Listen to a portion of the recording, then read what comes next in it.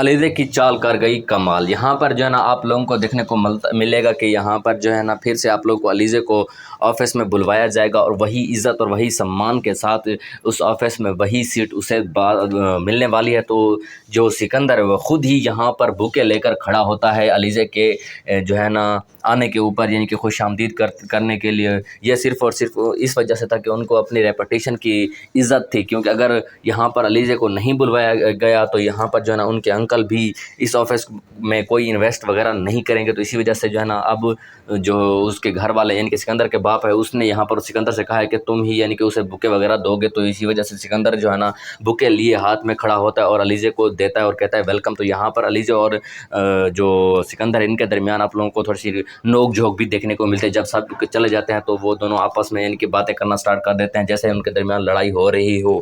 تو یہاں پر جو ہے نا علیزے کہہ دیتی ہے کہ میں اب اس جو ہمارے اور تمہارے درمیان جنگ چل رہی ہے، تو اس جنگ میں کسی نہ کسی کی زندگی تباہ کروں گی، ضرور ہی کروں گی، کیونکہ میں ایسا کر کے رہوں گی، کیونکہ تم نے جو میری بہن کے ساتھ کیا تھا اب میں اس کا بدلہ ضرور لوں گی۔ تو یہاں پر سکندر بھی ڈٹھائی کے ساتھ اس کی باتوں کا جواب دے رہا ہوتا ہے۔ دیکھتے ہیں کہ کون کس کی زندگی برباد کرتا ہے، تم بھی اپنا خیال رکھنا، میں تمہیں دیکھ لوں گا۔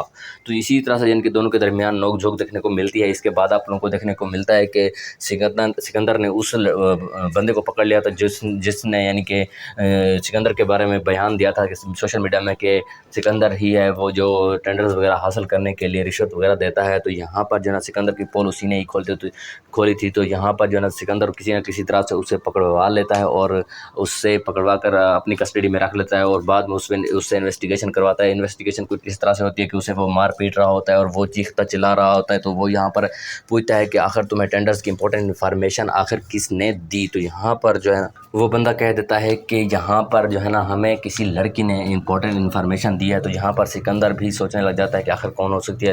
اس کا پھر جو ہے نا سارا کا سارا یقین جو ہے نا پھر جو ہے نا سیدھا علیزے کے اوپر جاتا ہے۔ یہ شک والی بات نہیں، کیونکہ وہ یہاں پر علیزے سے دشمنی کر رہا ہے تو علیزے ہی ہوگی۔ تو یہاں پر اس کا یقین پختہ ہو جاتا ہے، اور دوسری طرف حمزہ اپنی بیوی کو آفس میں دیکھ کر بہت ہی زیادہ خوش ہو جاتا ہے۔ تو آپ لوگوں کو کیا لگتا ہے کہ حمزہ کی یہ خوشی زیادہ دیر تک برقرار رہ پائے گی یا نہیں؟ تو کمنٹ میں ضرور بتائے گا، اور اگر آپ ہمارے چینل پر نئے ہیں تو چینل کو بھی ضرور سبسکرائب کیجیے گا۔